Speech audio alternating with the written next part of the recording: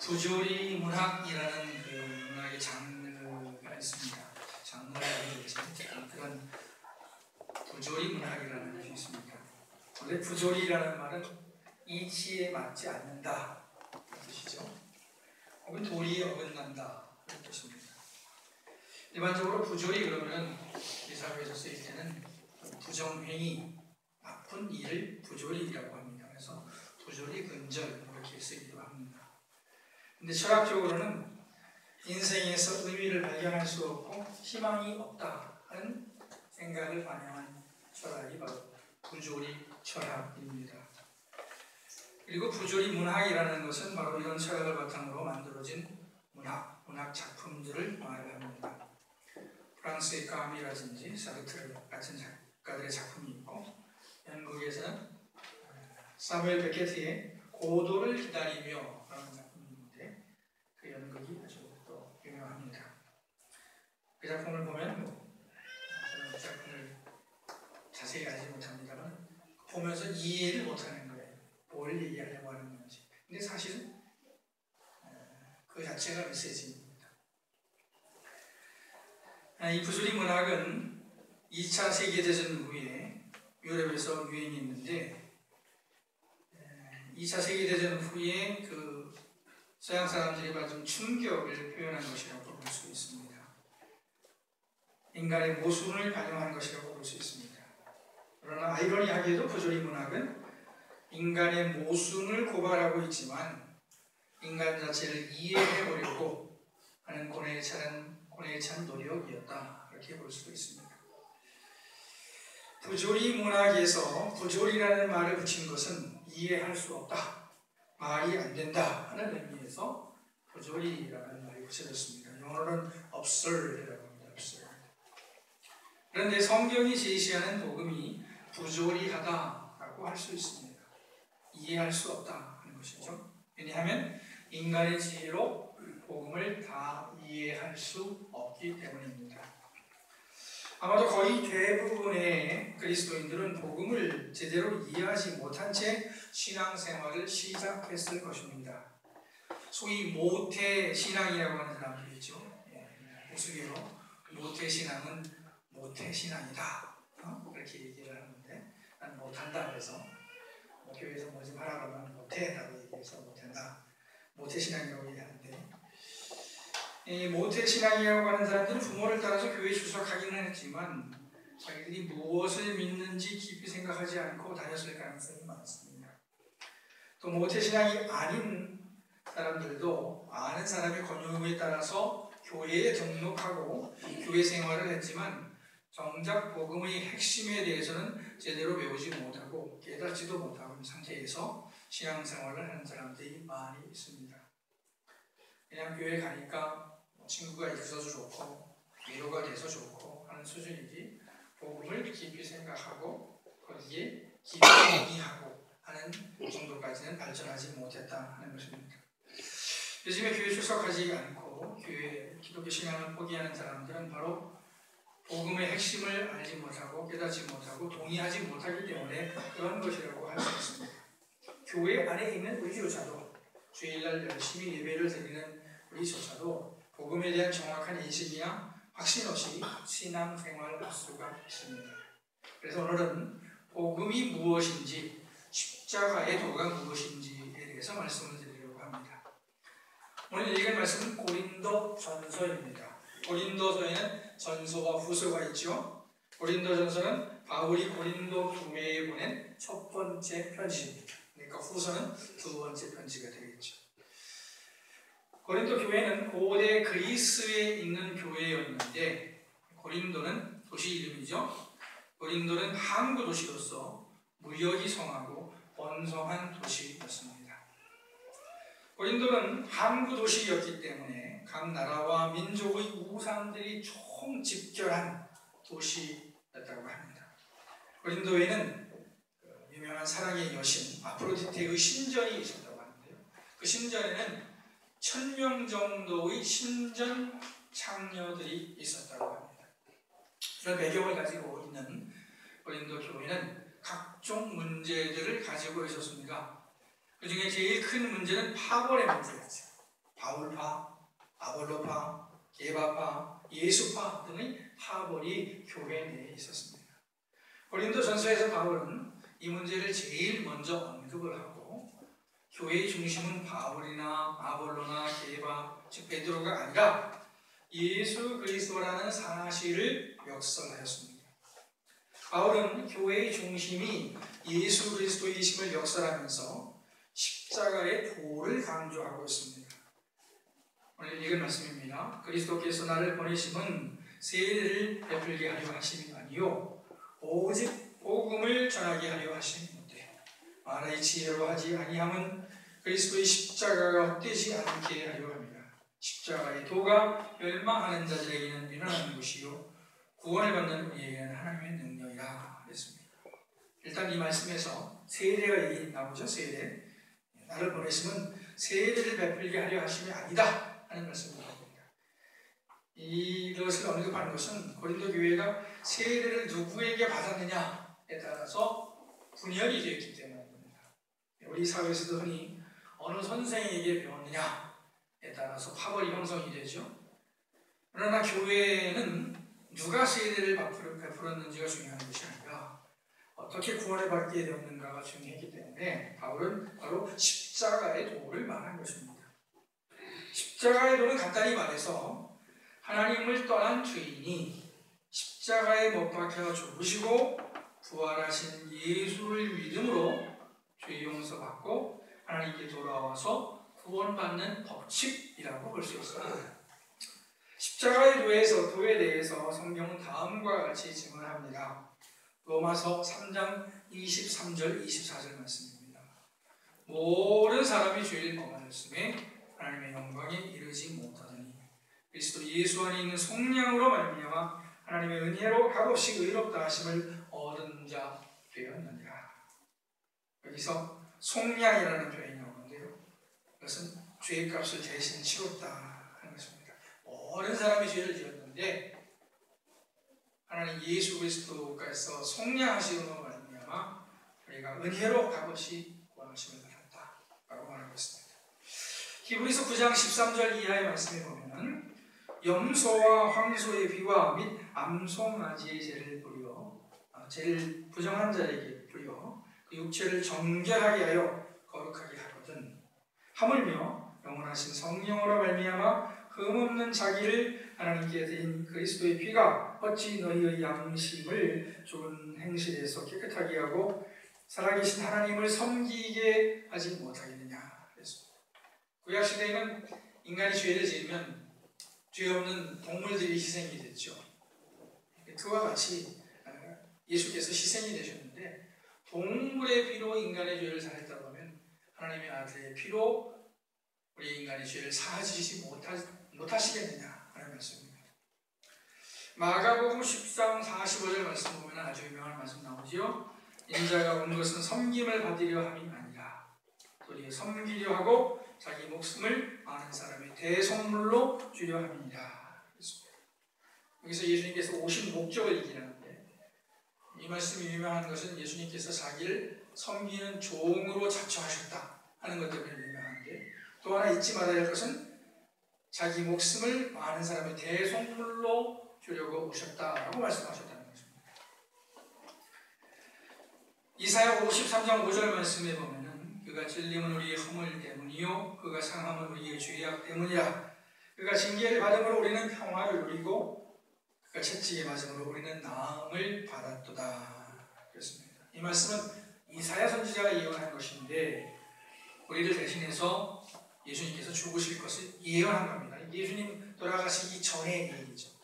예수님 돌아가신 다음에 예수님이 이래서 돌아가셨구나 라고 의미를 부여한 것이 아니라 앞으로 그리스도가 오실 텐데 그분의 죽음은 이런 의미가 있다라고 예언한 것입니다.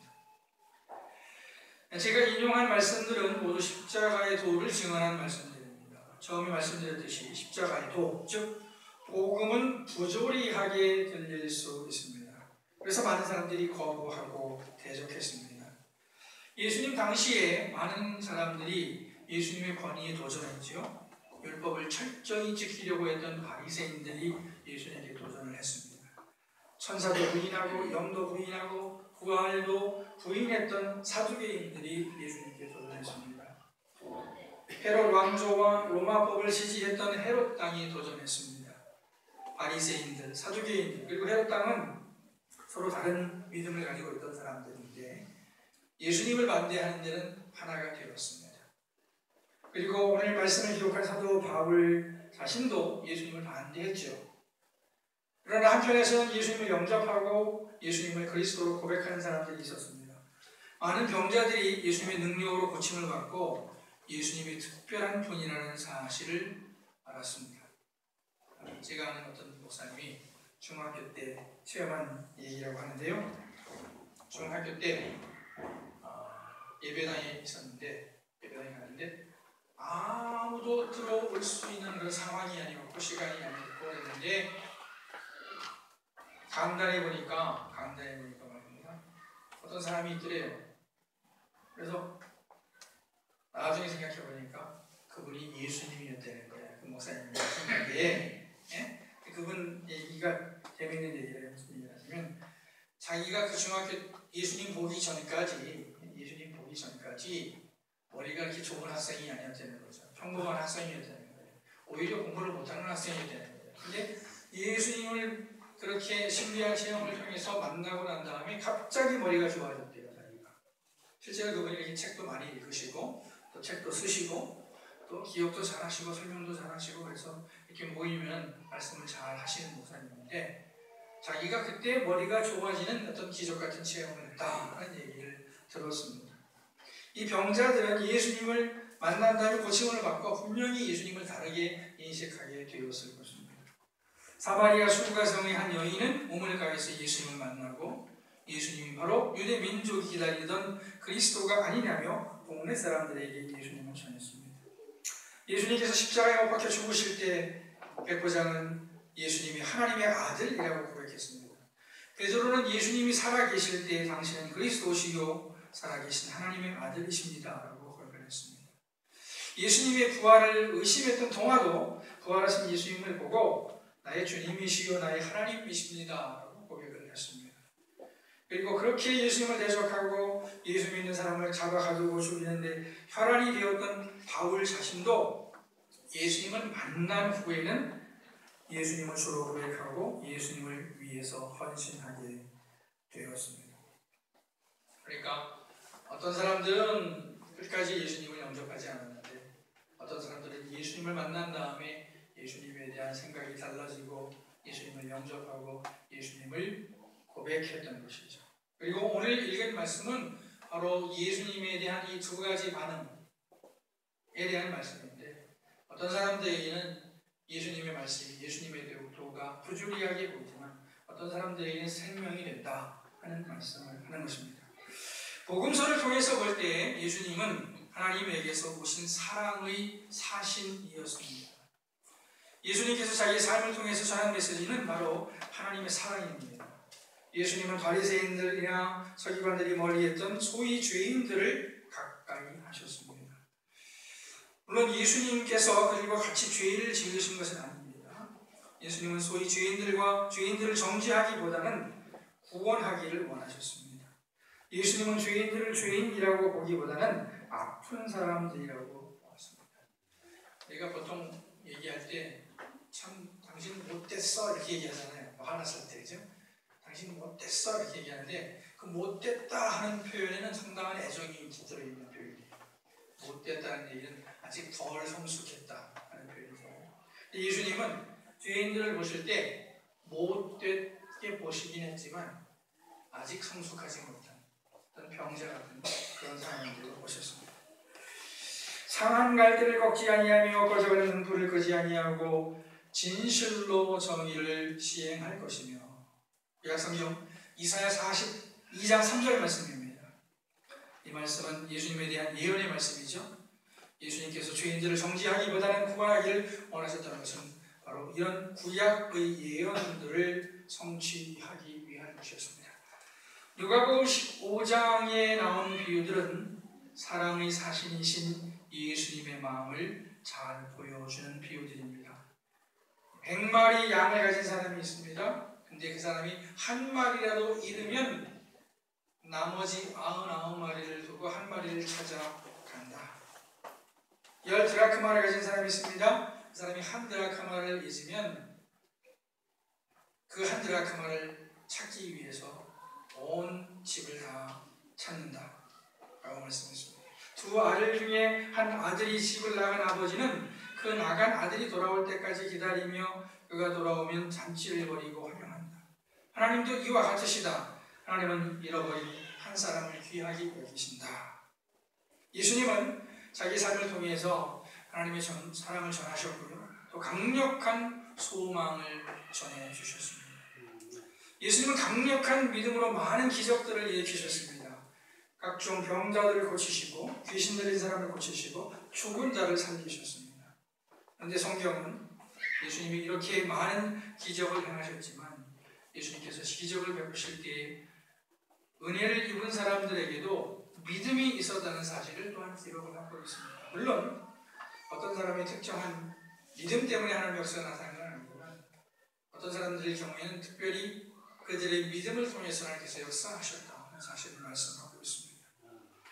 그러니까 예수님의 능력도 인간의 믿음이 있어야 그 효력이 나타났다라고 말할 수도 있습니다. 예수님은 하나님께서 공급하실 것을 믿고 무엇을 먹을까, 무엇을 입을까 염려하지 말라고 말씀하셨습니다. 예수님은 풍랑을 잔잔하게 하시고 두려워하는 자들에게 왜 믿음이 없느냐고 책망하셨습니다. 예수님은 절대 믿음을 요구하셨고 절대 소망을 가질 것을 말씀하신 것입니다. 예수님의 부활은 그리스도인들이 절대 소망을 가져야 한다는 사실을 말하는 것입니다. 예수님은 사랑의 사신이셨고 능력의 사신이셨습니다. 물론 사신이라는 표현은 좀 적합하지 않은 표현이죠. 왜냐하면 예수님은 하나님의 아들이시기 때문이죠. 다만 제가 예수님을 사신이라고 하는 것은 예수님이 하나님의 대리자이시기 때문입니다. 하나님과 같은 하나님의 아들이시기 때문입니다. 하나님의 사랑과 소망의 전달자이신 예수님은 믿는 자의 죄를 위해서 죽으시고 부활하셨습니다. 우리가 예수님께서 십자가에 박혀 죽으신 것만 생각하는데 예수님께서 부활하신 것을 생각을 하십니다. 예수님의 사랑과 소망은 구원은 믿는 자에게만 예수님의 사랑과 소망은 또 그리고 구원은 믿는 자에게만 주어지는 것입니다. 이것은 어쩔 수 없는 사실입니다. 믿어야지만 구원을 받는다는 것은 그런 거예요. 말하자면 어떤 사람이 병이 들었습니다. 근데 그 병을 치료할 수 있는 약이 있습니다. 근데 그 사람이 그 약을 먹지 않는다면 병에서 나올 수가 없겠죠. 믿음도 마찬가지입니다. 우리가 아무리 예수님의 능력이 있는 분이라도 예수님을 영접하지 않으면, 예수님을 믿지 않으면 예수님의 온갖 능력과 예수님의 구원이 우리에게 효력이 없다 하는 것입니다. 믿음은 예수님을 하나님의 아들이요 그리스도로 믿는 것입니다. 예수님께서 바로 나를 위해 오시고 나를 위해 죽으시고 나를 위해 부활하신 것을 믿는 것입니다. 예수님 때문에 내가 죄 용서받고 하나님의 자녀가 되는 것을 믿는 것입니다. 예수님께서 바로 여기 있는 우리를 위해 오신 분임을 믿으시기 바랍니다. 예수님께서 바로 우리의 허물과 죄를 담당하시고 우리를 하나님과 하나님의 자녀가 되게 하신 분이심을 믿으시기 바랍니다. 예수님을 바르고 확실하게 믿는 믿음이 우리 가운데 분명하게 생겨서 믿음이 생겨서 우리에게 구원이 이루어지기를 축원합니다.